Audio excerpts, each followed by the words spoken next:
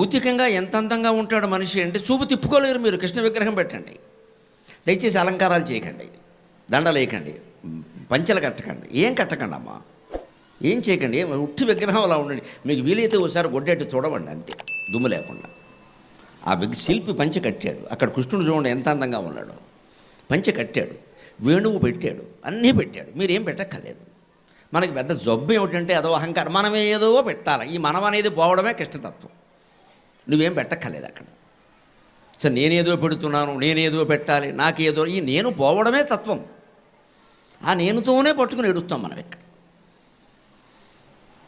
చూడడం తత్వం అండి. దర్శనం గమనించండి, వెంకటేశ్వర స్వామి దర్శనం, శ్రీశైలంలో దర్శనం. దర్శనం అంటే చూడడమే కదా. ఎంతసేపు చూశారు? శ్రీశైలంలో ఎక్కువసేపు చూడలేరు, తిరుపతిలో ఎక్కువసేపు చూడలేరు. మీ ఇంట్లో ఉన్న కృష్ణ విగ్రహాన్ని మిమ్మల్ని ఎవరు చూడొద్దు అంటారండి? పోలీసులు వస్తారా? ఎంతసేపు అయినా చూడొచ్చే, మనం చూడం, పరిపోతాం. మనకు ఆ బోర్డు పనులు ఉన్నాయి. కృష్ణుడే ఏమీ పని లేనివాడు, వాడు వేణువు వాడు పట్టుకుని కూర్చుంటాడు అక్కడ చెక్కబొమ్మ, మనం వెళ్ళిపోతాం బయటికి.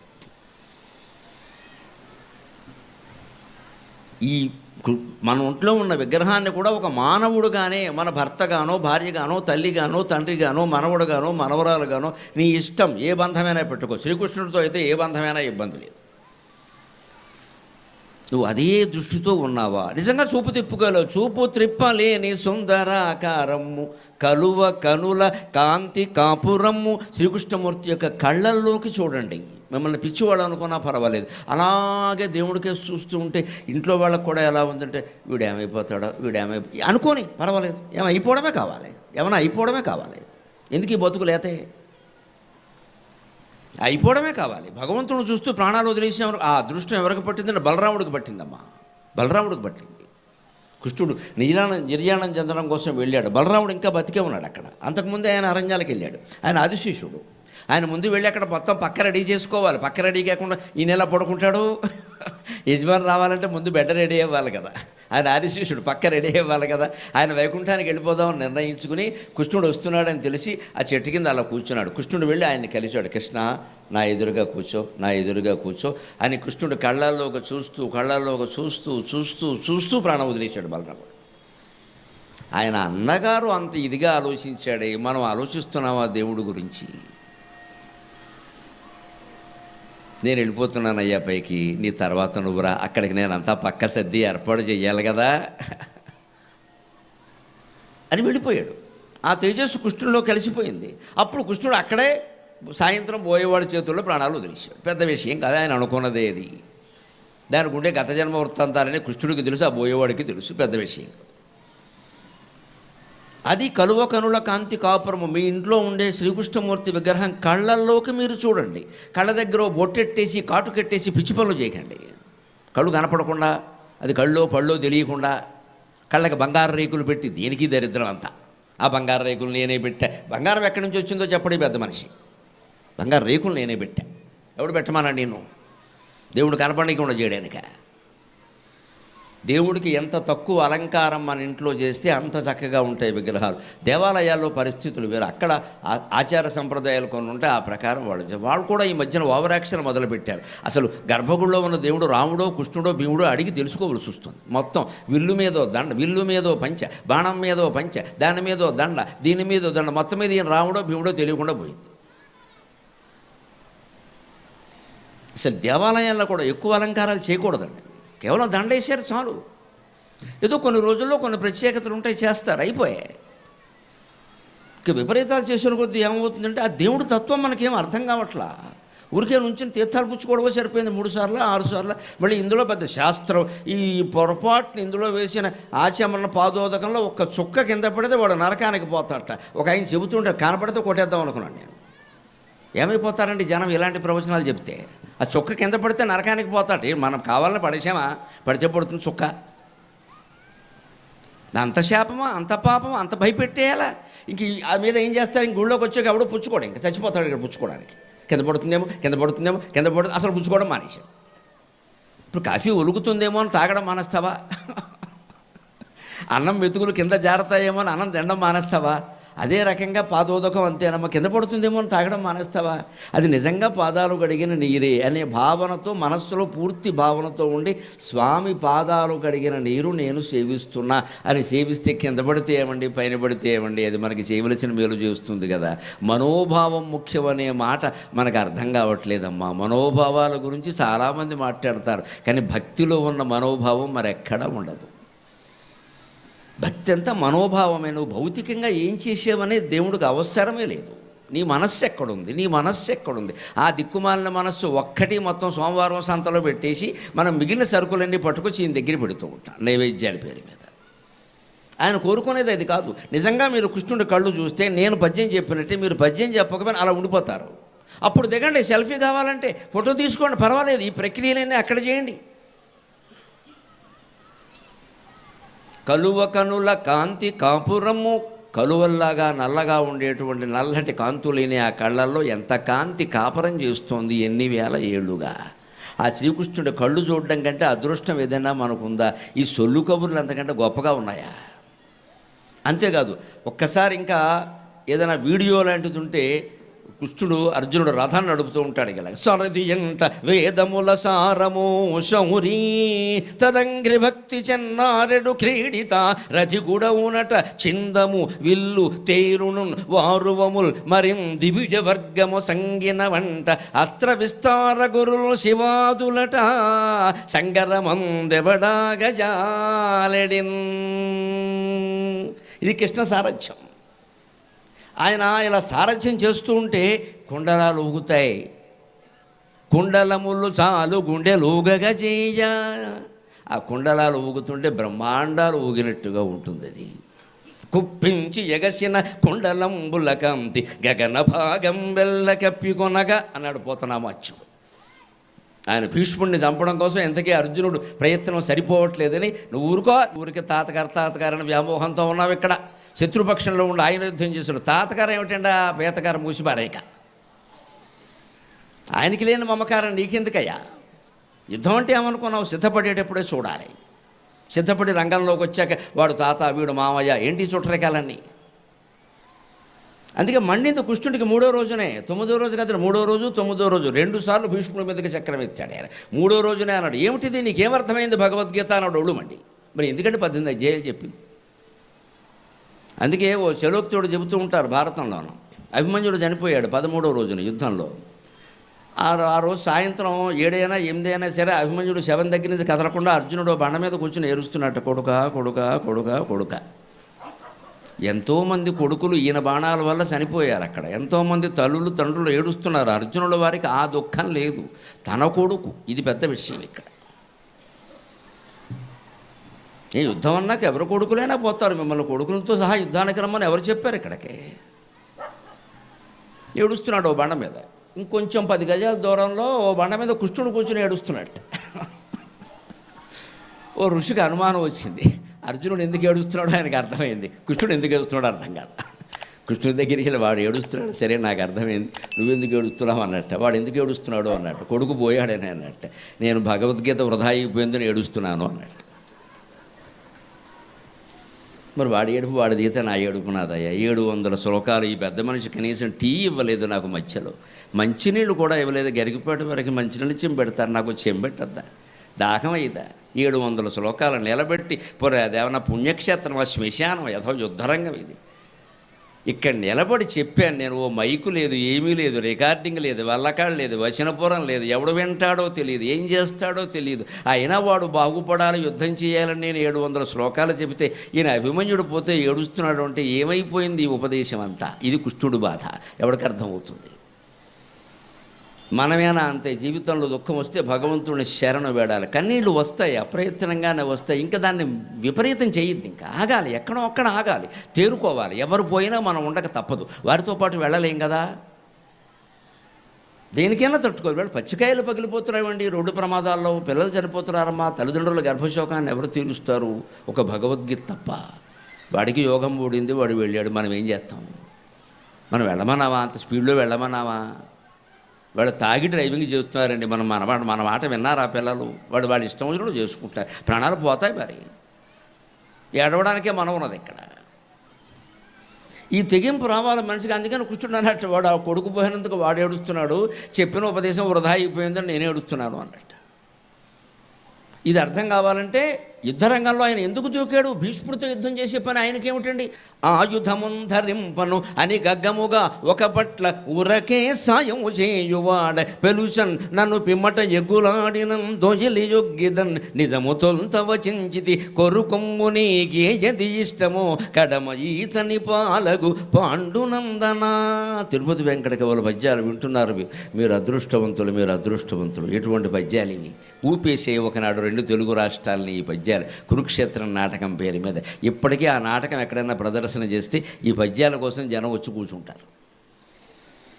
ఆయుధాన్ని ధరించనని చెప్పాడు కదా, కానీ భీష్ముడు చెలరేగిపోతుంటే అర్జునుడు శక్తి చాలకపోతే ఆయుధం పట్టాడు.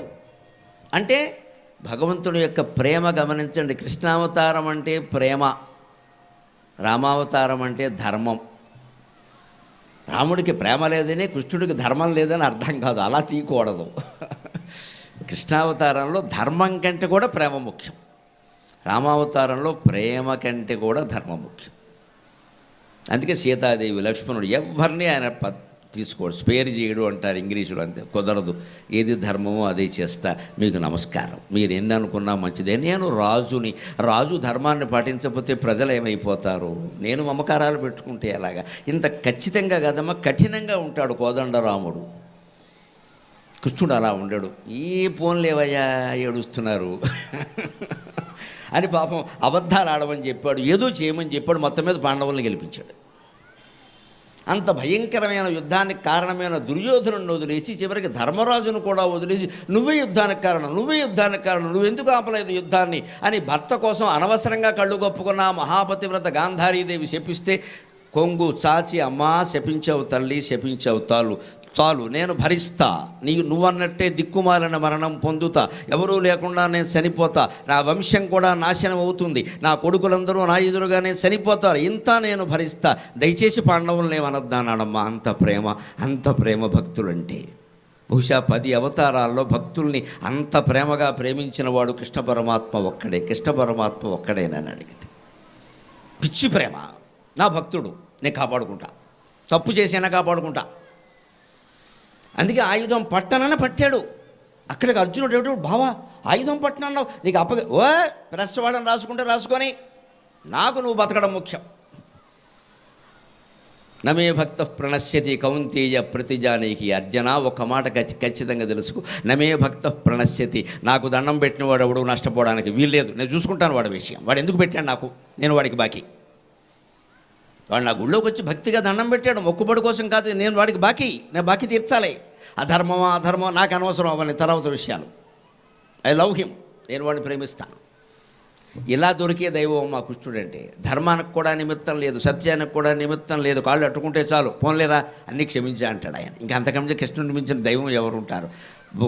కృష్ణస్తు భగవాన్ స్వయం అన్నారు. అందుకని అటువంటి రథ సంచాలనం చేస్తూ ఉంటే కుండలములు చాలు గుండెలుగ గజేజ బండనమున కృష్ణ పార్థమూర్తి, బండనమున కృష్ణ పార్థమూర్తి. శ్రీకృష్ణుడు కేవలం ఈ రూపంలో మాత్రమే ఉండడు. మీరు గురువాయూరు వెళ్ళి చూడండి, కేరళ, అక్కడ వేరే రూపంలో ఉంటాడు. పాండురంగస్వామి ఆలయానికి వెళ్ళండి, కృష్ణుడే, వేరే దేవుడు కాదు. పాండురంగస్వామి ఏమి శివుడు కాదు, రాముడు కాదు, కృష్ణుడే. కానీ అక్కడ ఇలా ఉంటాడు, పరబ్రహ్మలింగం భజే పాండురంగం, పరబ్రహ్మలింగం భజే పాండురంగం అని ఇలా ఉంటాడు ఆయన. ఇటక ముక్క మీద నిలబడి ఉంటాడు. ఇటక ముక్క, అది కూడా ముక్క, పూర్తి ఇటక కాదు. తాపీ మేస్త్రి ఎవరు దాన్ని ఇటకంటే ఒప్పుకోడు. అది ఇటక ఏమిటంటే సగం ఉందంటాడు. అంటే మధ్యలో చూడండి, మన గోడ కట్టేవాళ్ళు ఈ ముక్కలు ఉంటే పక్కన పెడతారు, ఎందుకంటే ఇటకల మధ్యలో ఖాళీ వస్తే అందులో పెడతారు దీన్ని. అలాంటి చిన్న ముక్క, ఎందుకంటే పుండరీకుడు ఆయన తండ్రి సేవ చేస్తున్నాడు, కృష్ణ భక్తుడు. హే కృష్ణ ముకుంద మురారే అని పాడుతున్నాడు అద్భుతంగా.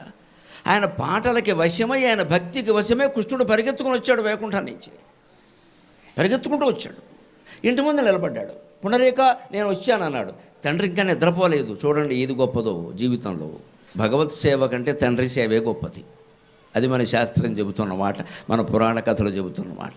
తండ్రి ఇంకా నిద్రపోలేదు. అందుకని కుష్ఠుడు అంతటి వాడు వచ్చి, నువ్వు పిలిచావు కదయ్యా, నీ పాటలకి సమ్మోహితుడినే నేను వచ్చాను అంటే, భగవాన్ క్షమించు, మా నాన్నగారు ఇంకా నిద్రపోలేదు, నేను వస్తాను ఒక పావుగంటలో అక్కడ నిలబడంటే, ఇక్కడ చూశాడు పాప, నిలబడడానికి ఏం లేదు, కుర్చీ, ఈయనకు వైకుంఠం అలవాటు కదా. క్షీరోదన్వత్ ప్రదేశే శిశుమణి విలసత్సైకతే మౌక్తిగానాం మాలా క్లుప్తాసనస్తక స్ఫటికమణి నిభైర్మౌక్తికైర్మండితంక శుభ్రైరభ్రైరదభ్రైరుపరివిరచితైర్ ముక్త పీయూషవర్షై ఆనందీ నఃపునీయాత్ అరినళిన గదా శంఖపాణిర్ముకుందక. అంతటి వైభవంతో ఉండే మనిషి ఇంటికి వచ్చి నిలబడితే, ఈయన ఏమీ లేదు, అలా ఎక్కడ నిలబడమంటావు అన్నట్టు అమాయకంగా చూస్తున్నా, ఆ ఎటక మొక్క ఉందిగా అక్కడ నిలబడమన్నాడు. ఇదండి భక్తుడు. మా నాన్న నిద్రపోలేదని నేను ఏం చేయమంటావు? ఇప్పుడు కాళ్ళు వదిలేసి నీ దగ్గరికి వచ్చానుకో, ఆయనకు దోమలు కొడతాయి, నిద్రలేస్తాడు ఆయన. వద్దు, నాకు తండ్రి సేవ ముఖ్యం. మొత్తం పురాణాల సారం నేను చెప్పింది తల్లిదండ్రుల సేవ.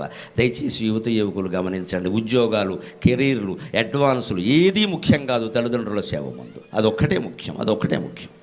మొత్తం మన పురాణాలని అంతే. నచ్చినా నచ్చకపోయినా అంతే.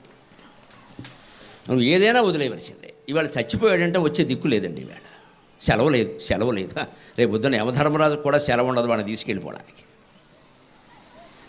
యథవ సెలవు కాదు, ఉద్యోగమే వదిలేయాలి అవసరమైతే. తండ్రి కంటే ఎక్కువ, తల్లి కంటే ఎక్కువ. బతుకున్నప్పుడు సేవ చేయరు, పోయాక రారు. ఏవో కారణాలు, పాపం ఈ వృద్ధులు సర్దుకుని వాడిని అనుకునే ఉపయోగం లేండి, వాడి పరిస్థితి వాడిది. ఏంటి గోల?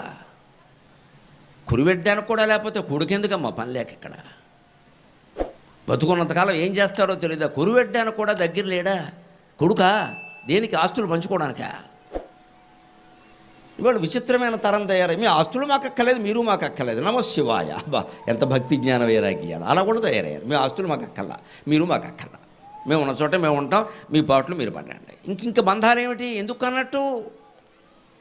దీనికన్నిటికీ సమాధానం కృష్ణ చరిత్ర, పుండరీకుడి చరిత్ర. నా తండ్రి పాదసేవ చేస్తున్నాను నేను, నువ్వు దేవుడు అయితే నేనేం చేయలేను, దయచేసి అక్కడ నుంచో అంటే చూస్తే ఆ ఇటక మొక్క ఉందిగా నుంచో అంటే, ఇటక మొక్క సగమే ఉంది, దాని మీద 2 పాదాలు పెట్టే చోటు లేక బ్యాలెన్స్ ఆపుకోవడం కోసం నడుము మీద చెయ్యేశాడమ్మా. అది పాండురంగస్వామి. పరం త్విష్టికాయం సమన్యస్తపాదం పరబ్రహ్మలింగం భజే పాండురంగం. పరం త్విష్టికాయం సమన్యస్తపాదం పరబ్రహ్మలింగం భజే పాండురంగం. అలా భక్తుడిచ్చిన ఇటక మొక్క మీద పడిపోతూ కూడా తన సమతుల్యత నిలబడడం కోసం నడుము మీద చేతులు వేసుకుని నిలబడిన పాండురంగ స్వామిని నేను ప్రార్థిస్తున్నాను అని పాండురంగాష్టకంలో శంకరాచార్య స్వామి చెబుతారు. ఆ ఇష్టికా శబ్దమే విఠల అయింది, విఠల పాండురంగ. సంస్కృతంలో ఇష్టిక అంటారు, తెలుగులో ఇటక అంటారు, హిందీలో ఇఠిక అంటారు. అదే విఠిక అయింది, అదే విఠల పాండురంగ అయింది. పాండురంగ విఠల అంటే ఇటుక. అంటే భక్తుడు కోసం భగవంతుడు ఎంత త్యాగానికి సిద్ధంగా ఉన్నట్టు. నువ్వు ఏమి ఇచ్చినా పర్వాలేదయ్యా, నువ్వు తినగా మిగిలిన ఆహారం ఉంటే పెట్టు, నేను తిని వెళ్ళిపోతాను, నాకు ఆకలిగా ఉంది, మళ్ళీ వండమని నేను చెప్పను. శబరి ఎంగిలి తినలేదా? ఎవరు ఏం పెడితే తినలేదా? ఆయన కన్నప్ప మాంసం పెడితే తినలేదా? అలాగని మనం ఎంగిలి మాంసాలు పెట్టమని కాదు, అక్కడ వీలైనంత వరకు శ్రద్ధగానే చేద్దాం. అశ్రద్ధ జరిగిన పెద్ద విషయం కాదు, మనస్సు ప్రధానం. భక్తులు ఎప్పుడు మనస్సు ప్రధానం, దయచేసి గమనించండి. శుభకార్యాల్లో మనస్సు ప్రధానం, పితృకార్యాల్లో శాస్త్రం ప్రధానం. నేను మనస్సు పెట్టాను భక్తిగా చేశానంటే కుదరదు. పితృకార్యాలు చేసేటప్పుడు బ్రాహ్మణులు, పురోహితులు ఏం పెట్టమంటే అదే పెట్టాలి. దర్భ అంటే దర్భే, దర్భ బదులు దానిమ్మకాయ పెడితే కుదరదు అక్కడ. అది శాస్త్రం, అది సైన్స్ అండ్ టెక్నాలజీ, అది శాస్త్రం. పితృకార్యాలు చేసేటప్పుడు మీరు ఏం పెట్టాలంటే అది పెట్టాల్సిందే. అక్కడ మనస్సు కూడా ఉండాలి, మనస్సుతో పాటుగా ఇవన్నీ చేయాలి. అదే సత్యనారాయణ వ్రతం చేసామనుకోండి, మనకి ఏదో ఈ పండు కాకపోతే ఆ పండు పెట్టచ్చు, ఏం పర్వాలేదు. 4 తాంబూలాలు లేకపోతే 3 తాంబూలాలే పెట్టచ్చు. 100 రూపాయలు ఇవ్వలేకపోతే 50 రూపాయలే ఇవ్వచ్చు, పెద్ద విషయం కాదు. భగవంతుడు క్షమిస్తాడు. పితృకార్యాల్లో కుదరదు, వాడు పితృదేవతలు, ఆ సెక్షన్ వేరు. అందుకని ఇది భక్తి ఆయన సరిపెట్టుకున్నాడు. అలాగా మహనీయంగా మనం లీనమైపోవాలి. ఎందుకంటే పాండురంగస్వామి ఒక రూపం, గురువాయూరప్ప ఒక రూపం. మీరు కేరళ వెళ్ళి గురువాయూరప్ప చూడండి, కేరళలో ప్రతి ఇంట్లో గురువాయూరప్ప మాటే వినపడుతుంది. వాడికి నీరసం వచ్చారు, గురువాయూరప్ప అంటాడు, గురువాయూరప్ప అంటాడు. కేరళ మొత్తం ఆరాధ్య దైవం గురువాయూరప్ప.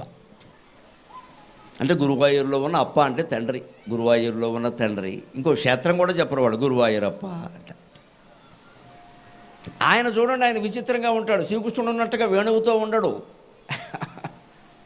తామర తూడు పట్టుకుని ఉంటాడు, ఇలాగ వేలాడుతూ ఉంటుంది చేతిలో. తామర పువ్వు పైకి కనిపిస్తే కింద తామర తూడు ఉంటుంది.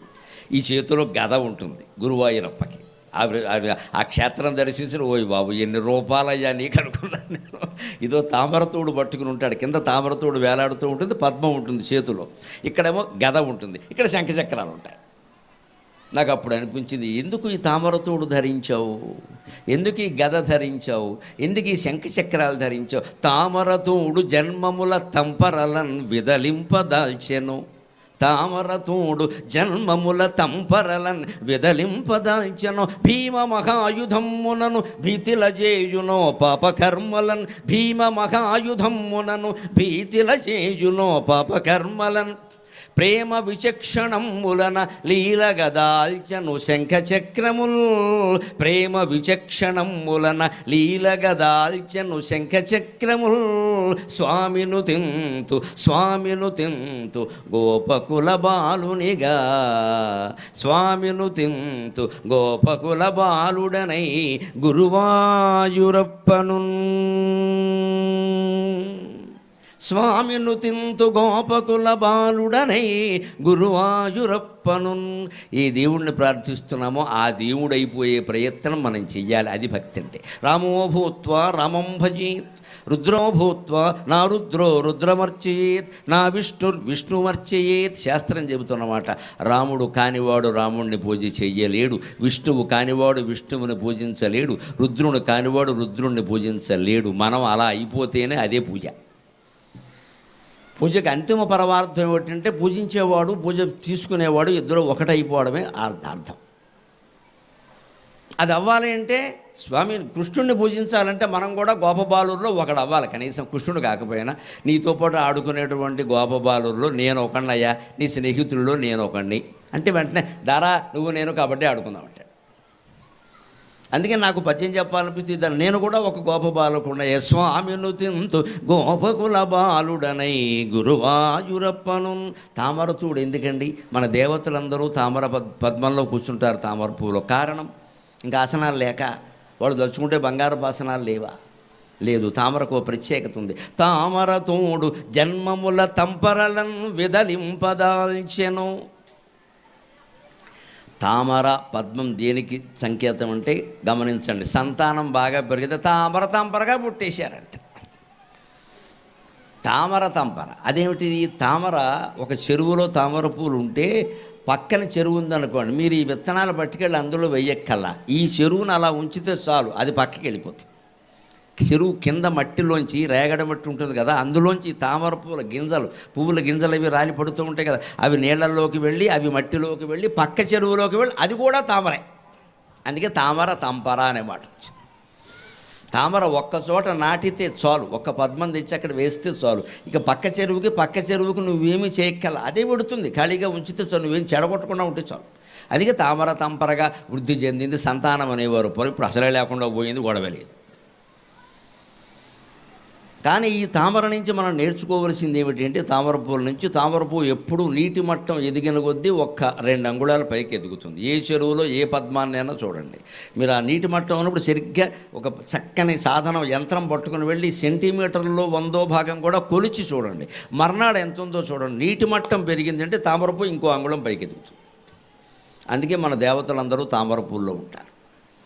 అంటే నీ జీవితం నిన్ను ఉద్యోగం పేరు మీద, వివాహం పేరు మీద, పిల్లల పేరు మీద, అప్పుల పేరు మీద, ఆర్థిక వ్యవహారాల పేరు మీద, శుభాల పేరు మీద, అశుభాల పేరు మీద, సుఖాల పేరు మీద, దుఃఖాల పేరు మీద నిన్ను తాకుదావను చూసినప్పుడల్లా నువ్వు 1 అంగుళం పైకి ఎదగాలి. అది పద్మం లక్షణం, అది పద్మం లక్షణం. అవి తాకుతూనే ఉంటాయి. సంసారం వదిలి పారిపోకూడదు. చేతకాంతనం అంటారు. ఎక్కడికెడతావు అక్కడ నీ సంసారం ఉంటుంది. ఇక్కడ మన హిమాలయాలకు వెళ్ళిపోయి పారిపోయినా ఇటు భార్య పిల్లలకో భర్త పిల్లలకో ఎవరికో అన్యాయం జరగచ్చు, కానీ అదే దిక్కుమాలిన మనసు మనతోనే ఉంది. అది ఆ గుహలో కూడా ఇదే గొడవ. ఇంకెందుకు అక్కడికి వెళ్ళడం? అక్కడికి వెళ్ళమని చెప్పలా. హిందూ సంస్కృతి సన్యాసాన్ని ప్రోత్సహించలేదు, హిందూ సంస్కృతి గృహస్థ ధర్మాన్ని ప్రోత్సహించింది లెక్క. అదే భారతీయతలో గొప్పతనం. గృహస్థ ధర్మమే గొప్పది. బ్రహ్మచర్యం, గృహస్థాశ్రమం, వానప్రస్థం, సన్యాసం, 4 ఏది గొప్పది అంటే 18 పురాణాలు ముక్తకంఠంతో అంగీకరించిన మాట గృహస్థాశ్రమం గొప్పదండి. ఎన్ని పాటలు పడుతున్నాం గృహస్థాశ్రమంలో మనకి తెలియదు. ఇది గొప్పదంటే ఆ పాటలు పడ్డంలోనే ఉంది గొప్పతనం. ఇంకెవడు పడతాడు? ఆ సన్యాసికి భిక్ష చేయాలంటే మనమే, బ్రహ్మచారికి భోజనం పెట్టాలంటే మనమే, వానప్రస్థుకి భోజనం పెట్టాలంటే మనమే. గృహస్థులు లేకుండా సంసారం జీవితం ఎలాగండి, ప్రపంచం ఎలాగ? అందుకని గృహస్థాశ్రమాన్ని కానీ, దంపతుల మధ్యలో కామవాంఛని కానీ, లైంగిక బంధాన్ని కానీ తప్పుబట్టని ఏకైక మతం హిందూ మతం, ఏకైక ధర్మం హిందూ ధర్మం. గృహస్థాశ్రమం లేకపోతే ప్రపంచమే లేదు. 800 కోట్ల మంది జనాభా పెరిగారంటే గృహస్థాశ్రమం వల్లే. లేకపోతే ఎలా పెరుగుతారు? అంచేది జనాభా పెరగడం, కామవాంఛలు పొందడం, సంతానాన్ని పొందడం తప్పని అనలేదు. పైగా భగవద్గీతలో చాలా స్పష్టంగా ఉంది, ధర్మావిరుద్ధో భూతేషు కామోస్మి భరతర్షభ. ఈ కామవాంఛ తన భర్తతోనే అయితే, భార్యతోనే అయితే, వీళ్ళ మధ్యలో ఉండే లైంగిక బంధం సంతాన యజ్ఞంతో సమానమని మన భగవద్గీత చెప్పిందమ్మా. ఇంత గొప్పగా కామాన్ని అంగీకరించిన మతం మరొకటి లేదు, హిందూ మతం తప్ప. అది ధర్మావిరుద్ధ ధర్మానికి విరుద్ధం కాకూడదు. వంకర సంబంధాలు పెట్టుకోవడానికి వీల్లేదు. దాన్ని సమర్థించుకున్న బయలాజికల్ నీడు, లైంగిక వాంఛ, వ్యధవేషాలు కుదరవు ఇక్కడ. నీకు ఏ వాంఛ ఉన్నా భర్తే, ఏ వాంఛ ఉన్నా భార్యే, మాట్లాడడానికి వీల్లేదు. ఎందుకంటే అక్కడ కుటుంబం ఉన్నారు, పిల్లలు ఉన్నారు, వాళ్ళు మీ నుంచి నేర్చుకోవాలి. మన ఇష్టం వచ్చిన వేషాలన్నీ మనం వేస్తే వాడు వీడ, మనం 30 ఏళ్ళు వచ్చాక వేస్తే వాడు 16 ఏళ్ళకే వేస్తాడు. ఎందుకంటే మనం తెలుగు మీడియం, వాళ్ళు ఇంగ్లీష్ మీడియం కదా, బాగా అడ్వాన్స్ అయిపోతారు. పిల్లలు బాగా జాగ్రత్తగా ఉండాలి, ముందు తల్లిదండ్రులు జాగ్రత్తగా ఉండాలి. వీరిద్దరూ ఇంటికి రాగానే ఎవరు ఫోన్ వారు పట్టుకొని, పిల్లలు మాత్రం ఫోన్ చూడొద్దని చెప్పానా, ఫోన్ చూడొద్దని చెప్పాను, వాడు పైకి అనడగా నిన్ను కూడా చూడొద్దని చెప్పానా అనుకుంటాడు వాడు లోపల. మన ఫోన్ మన వదలనప్పుడు వాడిని వదలమనడానికి మనకెక్కడదండి అధికారం. ముందు పెద్దాళ్ళే పట్టు కూర్చుంటున్నారు ఇక్కడ. 3 కారులో ఇందాక వస్తూ చూసాం, కారులో 3 ఉన్నారు. ఇప్పుడు చూసి చెబుతోంది నాకు, చూడండి ఎలా ఉందో. ఏం చేస్తాం అన్నాను. 3 ఫోన్లే, ఆ 3 మాట్లాడుకోవచ్చుగా. బే ఒకళ్ళు మాట్లాడుకోవాలన్నా పక్కన ఫోన్లో మెసేజ్ పెడతారు ఇక్కడ, వాళ్ళు ఏదో పెడతారు ఇక్కడ. యథోదరిద్రం అంటే అంతే. ఉండి దరిద్రం అంటే ఇదే. మాట్లాడుకోవచ్చు కదా, కారులో ప్రయాణం చేస్తున్నాం కదా, మాట్లాడుకోవచ్చు కదా. పోనీ ఇంతకంటే గొప్ప పని అయినా ఫోన్లో చేద్దాం, ఏమి లేదు, యథోసోళ్ళు సోది తప్ప. ఎక్కడికి వెడుతున్నా ఇక్కడికే, అది కూడా పూర్తిగా చెప్పరు. మళ్ళీ ఇక్కడికంటే ఎక్కడికి, ఇదో మాట ఇక్కడ. దీనికోసం ఇంత పొడుగు ఫోన్లో ఏదో చెప్పలు వేసుకుని ఇక్కడ చేతుల్లో. కాసేపు మనసు వైపు మాట్లాడుకోవచ్చు కదా, పోనీ డ్రైవర్తోనే 2 మాటలు మాట్లాడచ్చు కదా, ఏదో కాలక్షేపం. నీకు ఎంతమంది పిల్లలరా, ఏం చదువుతున్నారంటే వాడు సంతోషిస్తాడు, మా గురించి అడుగుతున్నారన్నీ యజమాను అని. ఏమీ లేదండి, ఎవడు ప్రపంచం వాడిది. ఇదే జన్మ పరంపర, ఇది తామర తంపర. మనం పైకి ఎదగలేకపోతున్నాం, ఇంకా మునిగిపోతున్నాం ఇక్కడ. మునిగిపోవడం విషయంలో సుఖానికి దుఃఖానికి తేడా లేదండి, దయచేసి గమనిద్దాం. సుఖంలో మనం మునిగిపోతాం, దుఃఖం మనల్ని ముంచేస్తుంది, అందుకని మునగడం ఖాయం. సుఖం వచ్చినప్పుడు మనం అందులో మునిగిపోతాం ఒళ్ళు తెలియకుండా. ఏదో మన సుఖానికి ఏమక్కర్లేదు. ఇంకా పెద్ద 3 స్టార్ హోటల్కి వెళ్ళి రెస్టారెంట్కి వెడితే సార్ హౌ టేస్టీ అని వీడు ఇందులో ఫోన్లో పెడతాడు ఈ దరిద్ర మాంసం పొక్కని. అవతల వాడు ఒకడు వావ్ అంటాడు, వీడు బ్రేవ్ అంటాడు. ఇక్కడ వాడు బిల్లు పట్టుకురా కానీ బాబో అంటాడు. ఇప్పుడు ఏంటి ఇదే సుఖమా? ఏదో మాంసం ముక్కలు తినడం, డ్యాన్స్ కొట్టడం, దాన్ని ఎవడికో పెట్టడం, బావు అనడం, వేవ్ అనడం, ఇదేంటి మన సుఖం ఇక్కడ. అంతే, అందులో మునిగిపోయాం మనం. సమస్యది అందులో మునిగిపోయాం. ఈ ఏదో కడ్డీ మొక్క తినడం సుఖం అనుకుంటున్నాం నువ్వు ఇక్కడ. అంటే సుఖం మనల్ని ముంచేస్తుంది. సుఖంలో మనం మునిగిపోతాం కావాలని. దుఃఖం ఏం చేస్తుంది? మనల్ని ముంచేస్తుంది నువ్వు వద్దన్నా సరే. మొత్తం మీద సుఖ దుఃఖాలు 2 సమానమైన వేదాంతులు ఎందుకు చెబుతారంటే, ఏదైనా మునగడమే కదా, నీ అంతటి నువ్వు మునిగినా అదొచ్చి నిన్ను ముంచిన. ఏదో అరిటాకు ముళ్ళు సామెత చెబుతారే, అలాగే అరిటాకు మీద ముళ్ళు పడినా, ముళ్ళు మీద అరిటాకు పడినా అరిటాకే నష్టం అని. అంచేది నీకు సుఖం వచ్చినా దుఃఖం వచ్చినా నష్టం నీకే. సుఖం వస్తే నువ్వు మునిగిపోతున్నావు, దుఃఖం వస్తే నిన్ను ముంచేస్తుంది, వెరసే మునగడం ఖాయం. అంచేది 2 లేకుండా ఉండడమే గొప్ప. అదే భగవతత్వం. ఆయన 2 లేకుండా ఉన్నాడా? ఆయనకు వచ్చిన దుఃఖాలు మనకి ఎక్కడ వచ్చేయండి? చెరసాలలో పుట్టాడా? మనం ఎవరో అలా పుట్టలేదమ్మా. అందమైన ఆసుపత్రుల్లో పుట్టాం, తెల్లటి పక్కల మీద. లేకపోతే తాతగారింటో పుట్టాం. పుట్టగానే తల్లిదండ్రులకు దూరం అయ్యాడా? మనం 20 ఏళ్ళైనా దూరం అవ్వలేదు, హాయిగా ఉన్నాం. మళ్ళీ ఎలా పెంచారు? అలా పుట్టగానే దూరం అయ్యాడా? పైగా దూరం చేయమని ఆయనే చెప్పాడు.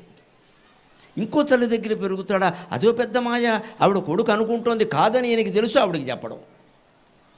పోనీ అలా చివరి వరకు చెప్పకుండా ఉన్నాడా? కుంతి కర్ణుడి గురించి చెప్పనట్టుగా చెప్పకుండా ఉన్నాడా? 16 ఏళ్ళు వచ్చాక చెప్పాడు. కొంపలు అంటుకున్నాయి అక్కడ. ఎంత నాటకం ఆడాల్సి వచ్చింది. ఆయన ఎక్కడ సుఖపడ్డాడండి? ఈ క్షణంలో కృష్ణుడు సుఖపడింది నాకు భాగవతంలో కనపడలా. కానీ ఈ దుఃఖాలన్నింటినీ ఆయన లీలగా తీసుకుని వేణువు వాయించుకుంటూ కూర్చున్నాడు ఆయన. మనం చిన్నదానికి కదిలిపోతున్నాం ఇక్కడ. పొరపాటున అరికాల్లో కొంచెం దురద పెట్టిందంటే అఖిలాండ కోటి బ్రహ్మాండాల్లో డాక్టర్ని పిలిచేవలసిందే. ఈ దురద ఏదో 2 నిమిషాలు భరిస్తే పోతుంది ఏదో దురద. దీనికి మళ్ళీ 4 డాక్టర్లు. అరికొకడు, అరికాలు అంటే 4 ఉన్నాయి కదా, ఆకొకడు, రీకొకడు, కాకొకడు, లూకొకడు. ఒకడు హోమియో, ఒకడు అలోపతి, ఒకడు ఉమాపతి, ఒకడు పరపతి, ఇంకోడు సొంతపతి. ఏ వైద్యం మీద మనకు నమ్మకం లేదు అసలు. ఎందుకు ఈ అధవరికాలు ఉంటే ఎంత పోతే ఎంత, 2 నిమిషాలు తట్టుకుంటే అయిపోయాయి. ఎందుకు పిలవాలి, ఎందుకు అడగాలి? వాడు 100 వైద్యాలు చెబుతాడు. ఇక్కడ పాత వైద్యుడు తిడతాడు. ఇంత చచ్చిపోతున్నామే, తన కొడుకులు 72 మంది చనిపోయారు ఆయన దగ్గర, ఏం మాట్లాడలేదు. అక్రూరుడు వచ్చి స్వామి తాగి తందనాలాడి చనిపోతున్నారని. పోనే, గాంధారి శాపం. వాళ్ళు మహాబలవంతులు, వాడిని ఎవడూ చంపలేడు, వాళ్ళని వాళ్ళే చంపుకోవాలి. లెట్ దెమ్, పోనీ వదిలేశాడు. ఏం పట్టించుకోలేదు దాన్ని. పిల్లలకు కానీ మనకు కానీ చిన్న తేడా వస్తే తట్టుకోలేకపోతున్నామే. ఫోన్ల మీద ఫోన్లు. వాడిని బతకడం, మనం బతకం. వాడి నిర్ణయం వాడిని తీసుకొని మనం ఒత్తిడి చేసి మన మాట వినాలి. ఏంటిది? వాడికి 30 ఏళ్ళు తగులుంటే వాడి నిర్ణయం వాడు తీసుకుంటాడు. నువ్వు ఆమోదిస్తే అయిపోయాయి. ఆయన ఆమోదించాడు. 72 మంది నా పోండ్రా అన్నాడంతే. ఆయన వెళ్ళిపోయాడు. ఇది కృష్ణతత్వం. ఒక్క కృష్ణతత్వం ఒకటి అర్థమవుతే జీవితంలో ఎవడూ దుఃఖపడ్డాడు. ఎందుకంటే మీరు భారత భాగవతాలు మొత్తం గమనించండి. 1700 శ్లోకాల భారతం కానీ 14,093 శ్లోకాల భాగవతం కానీ గమనిస్తే ఒక్క చోట కూడా కృష్ణుడు కన్నీళ్లు పెట్టిన ఘట్టం లేదమ్మా. అది కృష్ణ పరమాత్మ. ఒక్క చోట కూడా ఆయన భరించిన దుఃఖాలు మరెవడూ భరించారు. ఒక్క చోట కూడా కంటి నుంచి ఒక్క అశ్రు బిందువు రాలేదు ఆయనకి. రాముడికి వచ్చింది కానీ ఆయనకి రాలేదు. మహాయోగి కృష్ణో యోగి సుఖస్థ్యాగి జనకో రాజకర్మకృతు వశిష్ఠ కర్మకర్తాచ కర్కటి పిశిదాశన సర్వేషాం జ్ఞానమేకంతు తత్కర్మ పృథక్ అంటారు యోగ వాసిష్టంలో. మహాయోగుల్ని 5గురిని చెబుతారు. కృష్ణుడు యోగయ్య, శుకుడు త్యాగి సన్యాసి అయ్యా, జనకుడు మహారాజయ్య, వశిష్ఠుడు పురోహితుడయ్యా, కర్కటి అనే ఒక రాక్షసి ఉంటుంది, అది మహాజ్ఞాని. కరోనా వ్యాధినే కర్కటి రూపంలో చెప్పారు. కరోనా వ్యాధి అచ్చం దాని లక్షణాలు అనేవి. అది కర్కటి అయ్యా, అదొక వ్యాధి. అది కేవలం జన నష్టం కోసం వస్తుంది ఒకసారి. అది మహాయోగంగానే ఆ పని చేస్తుంది. దానికేమి అందులో ద్వేషం కానీ ఇష్టం కానీ ఏమీ లేదు. వెళ్ళిపోతుంది. అదంతా యోగ వాసిష్టంలో స్థితి ప్రకరణంలో ఉంది. కానీ వీళ్ళందరూ, ఒకరు రాజు, ఒకరు సన్యాసి, ఒకరు కృష్ణుడేమో యోగిగా బతికాడు, ఇంకొకడు జనకుడు రాజు, వశిష్ఠుడు పురోహితుడు, కర్కటి రాక్షసి. సర్వేషాం జ్ఞానమేకంతు, వీళ్ళందరిలో ఉన్న జ్ఞానం ఒక్కటే.